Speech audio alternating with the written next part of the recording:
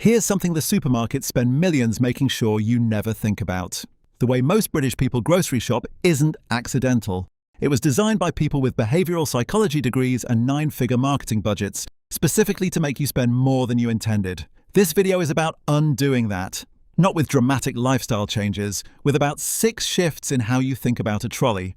Walk into any UK supermarket and you'll find, by law, a small number printed on the shelf label beneath every product. Price per 100 grams, price per litre. It's there on every shelf in every Tesco, Sainsbury's, Asda, and Aldi in the country.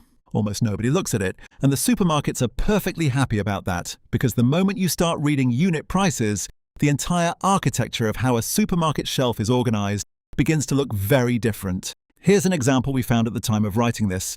Tesco's own brand instant oats, 1 kilogram bag, £1.35. That's 13.5 pence per 100 grams. Now look at Quaker Oats So Simple individual sachets. A box of 10, £3.50. That's 87.5 pence per 100 grams. Same oats, different packaging, 6.5 times the price per gram. The sachets are pre-portioned, flavoured and convenient. Fine. But if you're buying them because you think you're getting a reasonable deal on breakfast, you aren't. You're paying 6 times more for the act of tearing open a small envelope. This pattern repeats across almost every category in the supermarket. The premium-sized bottle of olive oil that looks like good value because it's a big bottle. The multi-pack of yogurts that feels economical because you're buying 6 at once. The family-sized cereal box. None of these are automatically better value. Some are dramatically worse. The only way to know is the unit price. Here's the habit change. Before anything goes in the trolley, glance at the shelf label underneath it. Not the big price, the small one. It takes 2 seconds. Over a weekly shop, the cumulative effect of making better unit price decisions is estimated as typically between £15 and £25 per shop. That's £800 to £1,300 per year, just from looking at a number that's already printed on the shelf. The supermarkets aren't hiding it. They're just banking on you not bothering. There are actually 2 mistakes people make with supermarket-owned brand products. The first is refusing to buy them at all. The second, which is less talked about, is buying them indiscriminately because they assume own brand always means better value. Let's deal with both. On the refusal side, the data is fairly damning for brand loyalty. Which has conducted repeated blind taste tests across standard grocery categories. In the majority of staple categories, tinned tomatoes, pasta, rice, flour, butter, eggs, frozen vegetables, plain yogurt, cheddar cheese, tasters either cannot reliably distinguish own brand from the leading branded equivalent or actively prefer the own brand. Tesco Finest chopped tomatoes at 65 pence versus Cereal at £1.40. Sainsbury's own cheddar at £4.50 per kilogram versus Cathedral City at £7 per kilogram. Aldi's Clancy's Crisps versus Walker's, which in multiple independent tests have scored comparably and sometimes higher on flavour. The branded premium in most of these cases is between 40% and 120% above the own brand equivalent. And in blind tests, most of it isn't justified by taste. Prices may fluctuate, but it's clear that overall there is a big difference. But here's the nuance. Not all own brand is equal, and not all branded premiums are irrational. There are categories where the quality difference is real and worth paying for. Certain budget own brand products, particularly in the value tier, use more water, more fillers, or lower welfare ingredients in ways that affect both taste and nutritional content. A value tier sausage from a budget supermarket may contain as little as 42% pork. A decent branded or butcher's sausage is often 80% or above. That gap is real and it matters, both in the pan and on your plate. So the rule isn't always buy own brand. The rule is use the unit price and, where you can, taste test your own way through the categories you buy most often. Run your own blind tests at home. Make your family try 2 versions without knowing which is which. What you'll likely find is that for around 70% of what you regularly buy, own brand performs at an equivalent level. That 70% is where your money leaks out every week. There is a science to where products are placed on a shelf. It is not random, and it is not done in your interest. Eye level is the most expensive real estate in a supermarket. Brands pay significant slotting fees to be positioned at the height your eyes naturally fall when you're moving through an aisle. This is why in almost every major UK supermarket, the branded and premium products sit at eye level, and the better value equivalents often sit either at the top of the shelf or down near the floor. This is not a coincidence or an accident of restocking. It's deliberate placement driven by shelf space agreements between supermarkets and the large consumer goods companies. Unilever, Nestlé, Heinz and others pay to be at eye level. You pay for it again at the till. The correction is mechanical. When you're in an aisle, physically look up and look down before making a decision. The product at eye level is almost never the best value option on that shelf. Sometimes it's the best quality option, and that's worth knowing, but look at the alternatives before you decide. Supermarkets also use the entrance to manipulate your reference point for value.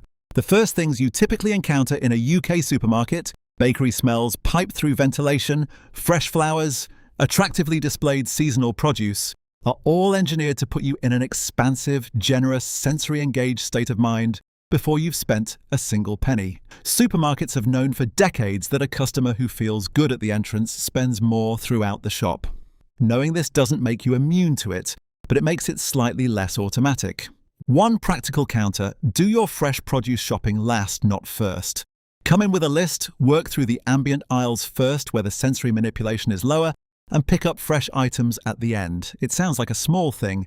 It measurably reduces impulse additions to the trolley. There's also the positioning of staple items, milk, bread, eggs deep inside the store, or at the back. You already know this one.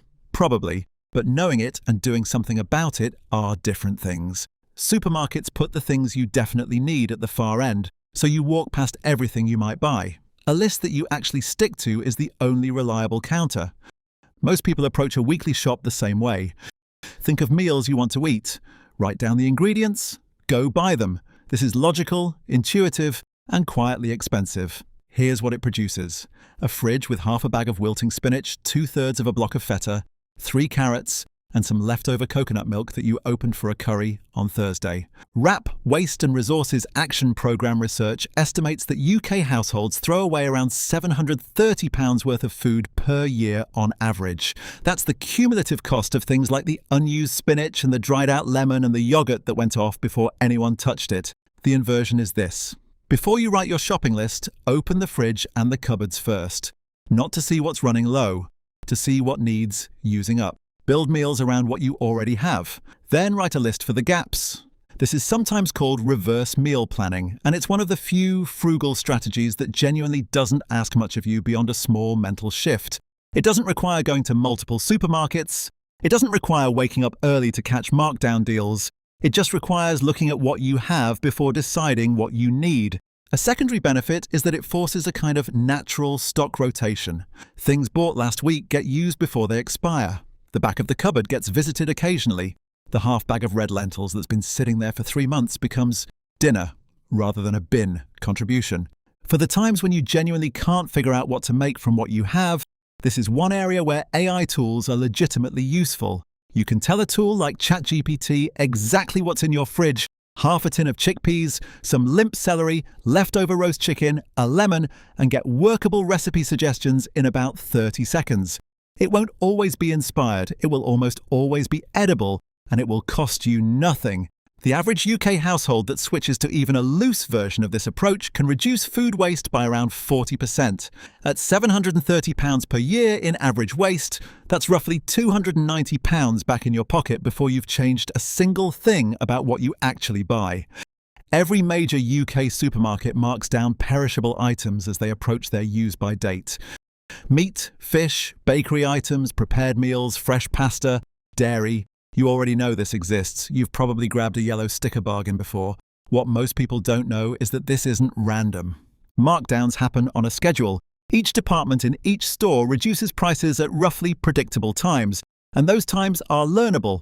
As a general pattern across most UK stores, meat and fish departments typically do their first reductions in the late morning, around 9 to 11 a.m., and their deeper reductions in the late afternoon, usually between 4 and 7 p.m. Bakery reductions tend to happen in the mid-afternoon and then again close to closing time. Prepared meals follow a similar pattern to meat, with late afternoon being the most productive window. These timings vary by store and by day, and the only way to know your specific store's schedule is to ask or to observe. The ask approach is surprisingly straightforward. Most supermarket staff will tell you when reductions happen in their department if you ask directly and politely. They have no particular reason not to. Yellow sticker items are typically reduced by 30%, then 50%, then up to 75% as closing time approaches. A chicken breast that's £5.50 at full price can come down to £1.37 at 75% off. A prepared meal for two that's £6 can become £1.50. At those prices, you can buy in bulk and freeze immediately, which is what systematic yellow sticker shoppers do. This isn't a strategy for everyone's schedule. If you work until 7 p.m. and your supermarket closes at 8 p.m., the late afternoon window isn't realistic. But if you have any flexibility in when you shop, aligning even one weekly shop with your local store's markdown schedule can produce meaningful savings on proteins specifically, which are typically the highest cost items in a food shop. The Too Good To Go app is also worth knowing about. It aggregates surplus food from supermarkets, bakeries and restaurants. A £3.09 magic bag from a Greggs or a local bakery will typically contain £8 to £10 worth of end-of-day items. It requires flexibility about exactly what you get, but if you're happy to work with whatever's in the bag, it's one of the most efficient food savings available in the UK right now. There is a persistent and largely unfounded assumption in British food culture that fresh means better and frozen means inferior. Supermarkets reinforce this because fresh produce has higher margins and a stronger visual appeal in store. The reality is more nuanced and in several important ways actually inverts the assumption. Nutritionally, frozen vegetables are often frequently superior to their fresh equivalents. Peas, sweet corn, spinach, green beans, broccoli, all of these begin losing nutritional content from the moment they're harvested. Fresh peas at a supermarket may have been in transit and cold storage for several days. Frozen peas are typically blanched and frozen within 2 to 3 hours of harvest, which locks in vitamins at close to their peak levels.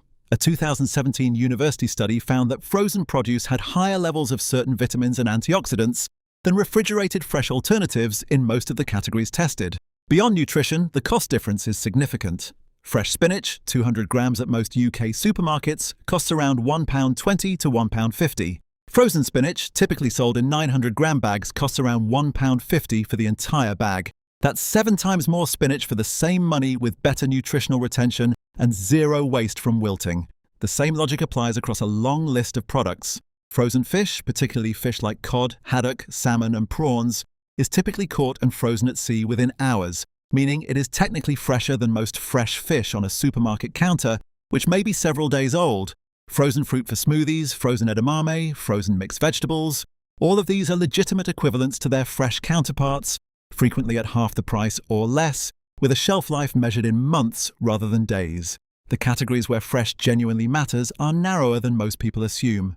Salad leaves, certain stone fruits, tomatoes for eating raw, fresh herbs, these suffer meaningfully from freezing. But for many things being cooked, the argument for fresh over frozen is largely aesthetic at best and marketing at worst. Shifting 30 to 40% of your vegetable purchasing to frozen is one of the single most impactful changes you can make to a weekly food budget. It reduces waste to almost zero, maintains or improves nutritional content, and typically cuts the cost of that category by 40 to 60%. Tesco Club Card, Sainsbury's Nectar, Boots Advantage, Lidl Plus, Waitrose My Waitrose. British supermarkets have invested billions in loyalty schemes, and they've done it because loyalty schemes work for them. Here's what they're actually doing. In exchange for small discounts and occasional vouchers, you hand over a precise, continuous record of every item you buy, when you buy it, how often, and what promotions caused you to deviate from your usual behavior. This data is enormously valuable to both the supermarket and to the brands whose products they stock. It's used to personalize promotions in ways designed to increase your total spend, not reduce it. This doesn't mean you shouldn't use them. It means you should use them deliberately. The Club Card and Nectar schemes offer something genuinely useful. Club Card prices are Nectar prices, which are discounted rates on specific items available only to cardholders. In many cases, these discounts are substantial, 30 to 50% off on rotating categories. If you shop at Tesco or Sainsbury's anyway, not having the card is straightforwardly leaving money on the table. The trap is letting the loyalty scheme drive what you buy, rather than simply discounting what you are going to buy anyway. Tesco sending you a personalised offer on biscuits you don't usually eat is not a saving. It's a targeted prompt to spend money you weren't going to spend. Recognizing the difference between a discount on something you'd have bought and a discount on something you're now buying because of the discount is the entire skill of using these schemes to your advantage rather than theirs. Use the card. Take the club card prices. Ignore the personalized offers on things that weren't already on your list. None of this requires a personality transplant or a spreadsheet hobby. It requires about 6 adjustments to how you move through a supermarket, most of which become automatic within a few weeks. Look at the unit price before the shelf price.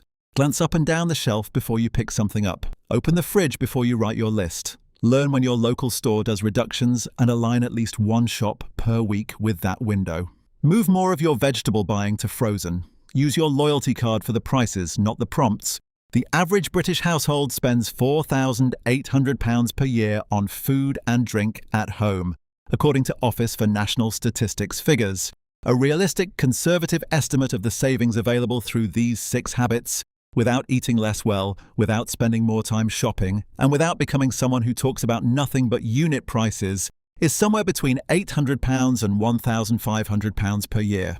The supermarkets are not your adversary, but they're not your ally either.